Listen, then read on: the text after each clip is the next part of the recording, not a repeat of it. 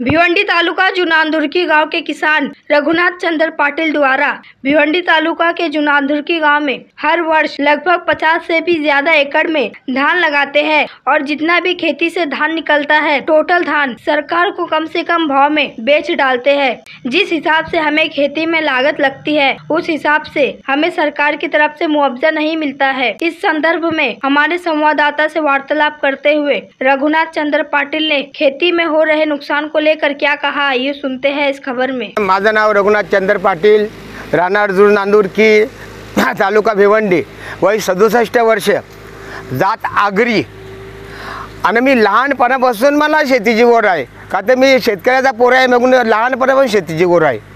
तर याच्या अगोदर मी फक्त 4थी शिकू का 4थी शिकलो माहिती आहे का? आमची शिकायची ताकद नव्हती, ना आमचं राहायचा ठिकाण ना खायचा ठिकाण अशी आमची परिस्थिती होती। मग मी जास्त काही शिकलो नाही, मी अशिक्षित आहे, पण मी हिंमत नाही जोडली। आपण पुरत जायचा, पुरत सरकत राहायचा, काहीतरी करत राहायचा। 1983ला मी रिक्षा पण चालवली, थोडासा इटभट्टीचा धंदा पण केला आणि पहिले माझी जमीन थोडी होती, पण आस्ते आस्ते तसा म्हणजे काम करत गेलो, 2 पैसे तरी मी जमीन घेत गेलो। आता माझी जमीन जास्त आहे। कसं आहे माहिती आहे का, मला शेतीची ओढ होती, मग मी जमीन लावत राहिलो, पण सरकार जो आहे तो योग्य तर आपल्याकडे लक्ष देत नाही शेतकऱ्याकडे। आणि का लक्ष देत नाही ते मला सरकारला समजत नाही, कशाबद्दल देत नाही। पहिल्यासारखी परिस्थिती राहिली नाही। आताची परिस्थिती एवढी खराब आहे का सांगून फायदा नाही। एवढी महागाई झाली का हिशोबाच्या बाहेर, ना शेतकऱ्याला परवडत नाही माणसाला परवडत, एवढी परिस्थिती खराब झाली शेतकऱ्याची। पहिले कसं माहिती आहे का, जेव्हा 10 वर्ष अगोदर जेव्हा 100 रुपये रोज होता तेव्हा माणसं आमची 200 रुपयाचे काम करत होती। पैसा सोनानं काम कचरा होता पहिले, पण तसा असा राहिला नाही। आता एवढी महागाई वाढली का हिशोबाच्या बाहेर गेली। बघून आता मजुरी एवढी वाढत गेली का डोक्याच्या वरती वाढत गेली, 300 रुपये 400 रुपये 500 रुपये होत गेली। पण मजुरी जास्ती झाल्यामुळे शेतकऱ्याला परवडत नाही। बघून जवळजवळ 90% जमीन आपली भिवंडी तालुक्यामध्ये लावायची शेतकऱ्यांनी बंद केली। का बंद केली? परवडत नाही, करणार काय? बघून बंद केली। मग मी सरकारला सांगतो का आमची जे योग्य तो आम्हाला भाव द्यावा, आणि त्या पुढल्या वर्षाला 95% पण बंद होईल या सांगू शकत नाही। मग तुम्हाला सरकारने आम्हाला भाव द्यावा। आता कसं आहे तुमचा, आता सरकारचा आम्ही जेव्हा धान्य घ्यायला गेलो होतो तेव्हा ते एक कॅरी भात 140 दिवसाचा 450 रुपये किलो, एक कॅरी भात 120 दिवसाचा 400 रुपये किलो, आणि इतर भात सगळं 110 रुपये किलो। तुमचा गुजरात आकरा, वारा कोलम, जया, श्रीराम 110 रुपये किलो, 100 रुपये किलो। आणि एवढा मागायचाच भात आणून आम्ही जर पेरणी समजा केली, मी 6 तारखेला पेरणी केली आणि 15 मन 6 तारखेला भात टाकला, 1 मन 7 तारखेला टाकला, ना 7 तारखेला लगेच मेघराजा आला, संपूर्ण शेता भरून टाकली। माझा भात 12 तारखेला निघाला। आता 12 तारखेपासून तुम्ही विचार करा, 12 तारखेपासून तर आता लागवडी सुरुवात झाली। 12 तारखेपासून तर आम्ही 17 लागवडीला सुरुवात केली। मी 17 गोणी खत मारला भाताला, मी 38 मन भात पेरा केला आणि 38 भात पेरा करून 17 गोणी खत मारला। ते पण डबल मारला, सिंगल नाही, तर काय शेतकरी अंगल काय फसवतं, डबल खत मारला, 17 गोणी खत मारला। आणि मी आज 17 दिवसामध्ये आवाला निघलो। माझ्या जमिनीवरती आज डायरेक्ट धरून 39 माणसं आहेत। किती मजुरी होते असाले माणसाची, जवळजवळ दिवसाला 15, 16, 18 जरी मजुरी होतं। आता आमचे 18 दिवस आवणी पुरतं, मग याचे पैसे किती झालं? मग याच्यामध्ये आम्हाला भेटतं काय? सरकारनं आम्हाला योग्य भाव का देत नाही? अहो आम्ही रक्ताचा घाम घालून आम्ही जमीन कसतो आणि सरकारची आशावक असतो, हे वर्षी सरकार आम्हाला वाढवून देईल, ते वर्षी सरकार आम्हाला वाढवून देईल, पण ते का वाढवून देत नाही? आम्ही काय खायचा? हे शेतकरी माणसाला काय खायचा, आम्ही काय खायचा? मला एवढंच बोलायचं आहे का आपली सरकारने सरकारी कर्मचाऱ्यांना 10,000 रुपये, 15,000 रुपये, 20,000 रुपये पगार होता, ते लाख रुपयापर्यंत नेला, आणि आम्हाला तसंच शेतकऱ्याला का ठेवला? आमची काय गलती आहे? आमचे भाताला भाव 21 रुपये किलो, तुमचा 400 रुपये 450 रुपये किलो, आणि आमच्या भाताला 21 रुपये किलो। एवढा मोठा अन्याय का? म्हणून आम्हाला पण योग्य भाव द्या, 40 ते 50 रुपये किलो आम्हाला द्या। अरे आम्ही शेतकरी वाघ आहे, मग तुम्ही आहे। आता तुमची काय हिंमत? ज्या देशाचा शेतकरी कमजोर त्या दोस्त पण कमजोर व्हायला टाईम लागणार नाही। आम्ही शेतकरी मजबूत, आम्ही तुम्हाला धान्य पिकवून देतो, तुम्ही आम्हाला पैसे देता नाही, देत नाही असं नाही, पण तुम्ही आम्हाला योग्य भाव देत नाही। तुम्ही आमची कवरी मोलानं आमचं धान्य घेता, आणि कवरी मोलानं धान्य घेऊन तुम्ही लोकांना फुकट देता। आपलं सरकार सांगतं आम्ही 80 कोटी लोकांना धान्य फुकट देतो. बरं फुकट देतो ना, पण शेतकऱ्याला योग्य भाव द्या ना. शेतकऱ्याला योग्य भाव तुम्ही का देत नाही? तुम्ही 100 कोटी लोकांना भाव फुकट द्या. आम्हाला त्याचा विरोध नाही अजिबात, पण आम्हाला 40 ते 50 रुपये किलो द्या. आमचा हक्काचा भाव आहे तो. का असं नाही का बा तुम्ही फुकट देता का आमच्यावर काही मेहरबानी करता? अहो आमच्या भाताला मातीचा पण भाव नाही, मातीचा. आम्ही एकतर केंद्रावरती गाडी मिळली सरकारी माणसावी तर त्याला दंड पण 1.5 लाख रुपये होतं. म्हणजे मातीच्या मोलाचा भात झाला. एवढं आम्ही कमजोर झालो. एवढं कमजोर झालं. मग सरकारचा काही फायदा उचलतं का? बघून सरकारने चांगला तो विचार करून आम्हाला योग्य तो भाव द्यावा. आमचा भिसा काहीच नाही. तुम्ही जर योग्य नाही भाव द्या तर आजपर्यंत हजारो शेतकरी गल फास लागून आत्महत्या करून मेले. ना आमची परिस्थिती 30 आहे आता. रघुनाथ पाटलांनी यावर्षी मोदी सरकारला 30 टन भात दिला. किती टन दिला भात? 30. पुन्हा रघुनाथ पाटला चड्डीला मोठ आहे. चड्डीला मोठ आहे रघुनाथ पाटील. कशामुळं? तर सरकारमुळं. सरकारचा भाव कमी आहे त्याच्यामुळं. आम्हाला कधी खर्च आहे तुम्ही बघा. आता कसा काय आम्ही करणार? कसा काय जगणार? तुम्ही सांगा ना. आम्हाला योग्य तो भाव द्या. अहो गेल्या वर्षी बघा तुम्ही आता बघितलं ना ते डोंगरावरून कधी 9-11 फूट उरी मारलेली आहेत जनावरांनी. मी गेल्या वर्षी प्रांत साहेबांना अर्ज दिला होता, तहसीलदार साहेबांना अर्ज दिला होता, फॉरेस्टर साहेबांना अर्ज दिला होता, अहो तालुका पोलीस स्टेशनचे साहेबांना अर्ज दिला होता का तुम्ही येऊन या ढोरांचा बंदोबस्त करा. प्रत्यक्ष बघा तुम्ही काय 200-400 ढोर या जंगलामध्ये बेवारस आहे. बेवारस असल्यामुळे त्याला कोणी वाली नाही. आणि तो जंगली रात्री जर आला याच्यामध्ये देवला शेतामध्ये पूर्ण जमीन उद्ध्वस्त करून टाकतं. बघू तुम्ही एक काम करा, तुम्ही एक तर गोसेवाला सांगा, नाही तर तुम्ही ते बजरंग दलवाल्यांना सांगा, नाही तर गावाला ऑर्डर द्या. नाही तर तुम्ही जंगलाला कंपाऊंड करा.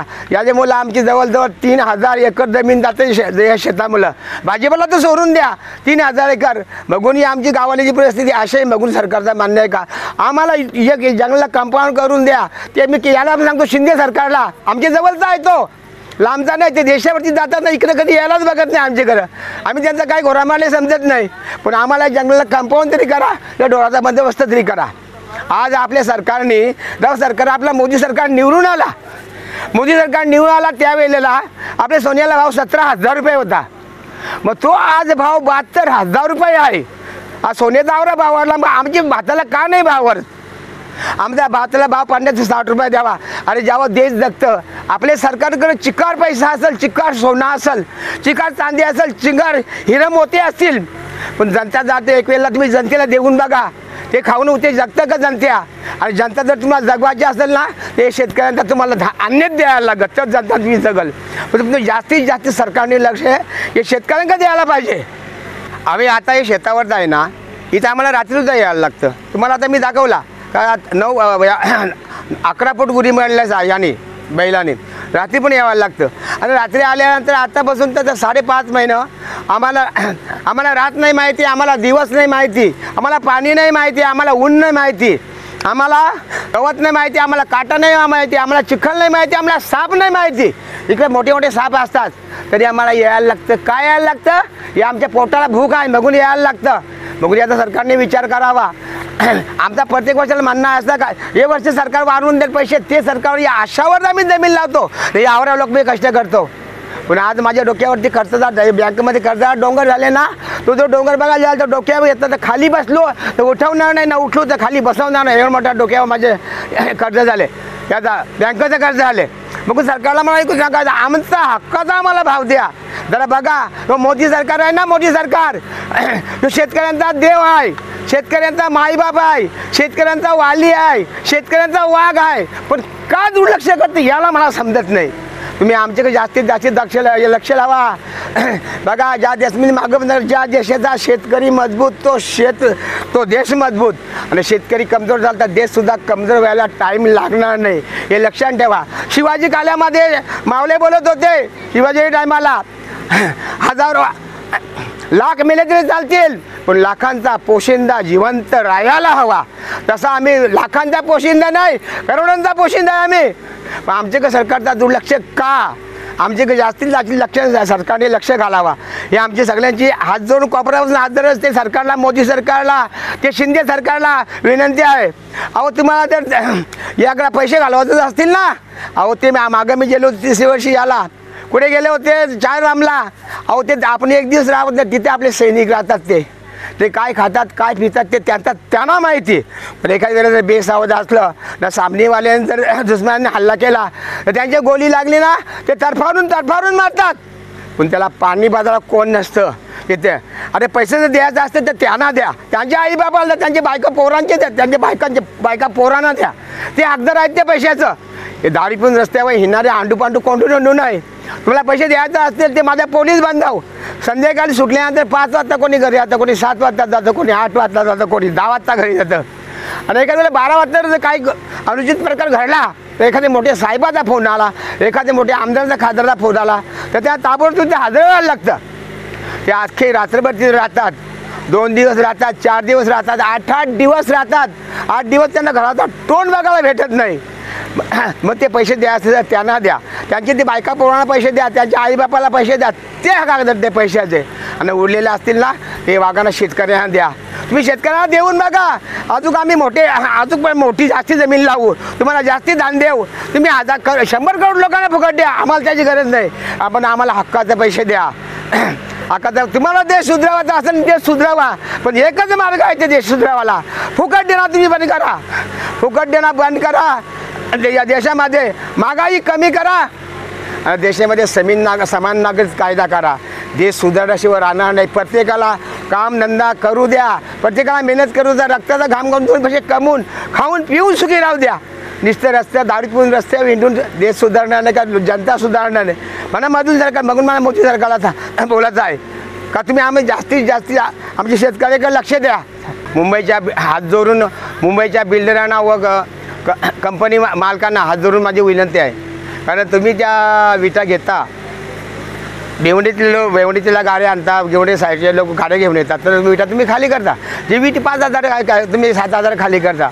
ती वीट वगैरे आमच्या भट्टीवर भरल्यानंतर ती 5,000च भरली जाते. त्याच्यामध्ये 10 कांडे असतात, 3 कांड्यांचा त्याचा गाला मारला जाते. 3 कांड्याचा गाला मारला तर त्याची उंची वाढवून ना मग ती वरती 10 कांडे बनवून ती 7,000 बनवली जाते. बघून मुंबईच्या आणि कल्याणच्या ठाण्याच्या बिल्डरांना आणि याला कंपनी मालकांना विनंती आहे. बोला काय विनंती आहे का तुम्ही प्रत्येक गाडी चेक करून घ्या. गाडी चेक केल्यानंतर तुमचा जो गाडी चेक करणार असतो तो याच्यामध्ये सहभागी वाचतं. बघून तुम्ही ती 7,000ची गाडी ती 5,000 तुम्ही वरती बसून चेक करून घ्या. तुम्ही ते गाडी 7,000 बनवतात ना, ते 5,000चे 10 ते 12 ते 14 रुपये वाचवा, चोरी पकडा तुम्ही. मी ही हात जोडून विनंती आहे माझी. बघून तुम्हाला भिवंडी तालुक्यात सगळे वीट भट्टीवाल्यांची मालकांची विनंती आहे का तुम्ही ती गाडी चांगली चेक करून घ्या. तुम्ही 7,000 जी बनवली आहे ती 5,000 असते. बघून ती आतमध्ये गाल्या असते, चांगला माणूस ती बसून ना ते पकडा आणि तुम्ही ती प्रत्येक गाडी 12 ते 14,000 रुपये वाचवा. आता एवढं सांगणं आहे मला मोदी सरकार सगळी सरकारांना मान्यवरांना का आम्ही तर तुम्ही ते मतदान करताना आम्ही शेतकरी आहे ना, आम्ही शेतकरी 151% तुम्हाला मतदान करतो. हे बाहेरचे तुम्ही माणसं ते ठेवतात ना, याल त्याला पैसे वाटतात ते करीत नाही. आमचं म्हणणं असं असतं का आमच्या बाजूला कोणतरी वाली असेल तो आमच्या पुढे जाईल, तो आमच्यासाठी काहीतरी कराल. बघा आम्ही 151% तुम्हाला मतदान करतो, कोणाची रुपयाची पर्वा न करता मतदान करतो. रात्री दिवस करतो मतदान करतो. आणि कोणतरी निवडून आल्यानंतर आम्हाला काहीतरी आमचा कोणतरी वाली होईल म्हणून यासाठी मतदान करतो. म्हणून सरकारने विचार करावा का जास्तीत जास्त आम्ही शेतकरी कुठल्या जातीचे आहोत, सगळे जातीचे शेतकरी आहोत, सगळ्यांकडे आमचं लक्ष लावावा आणि सगळ्यांना आमचा योग्य तो भाव द्यावा.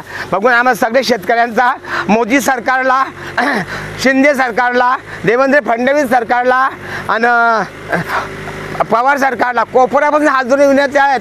सगळे 80 कोटी जनते देशातल्या शेतकऱ्यांचा सरकारला कोटी कोटी प्रणाम.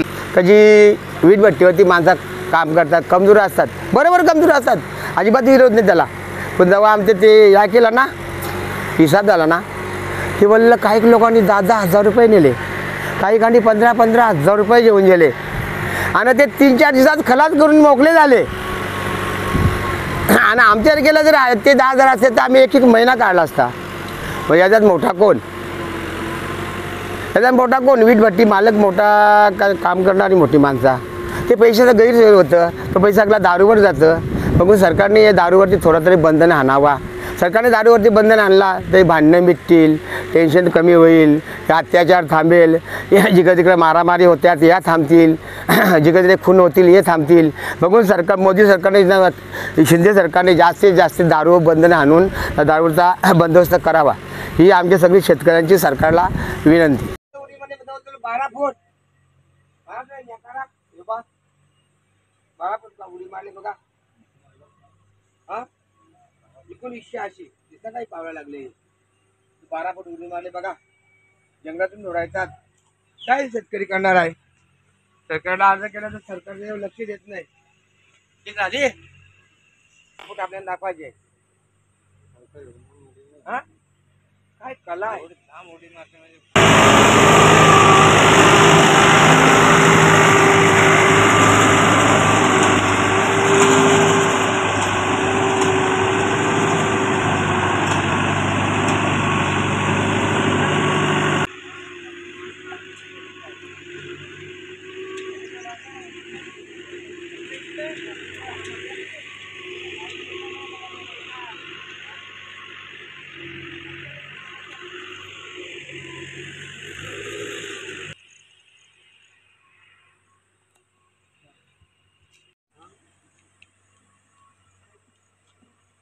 दिसेल बघायचं असेल तर.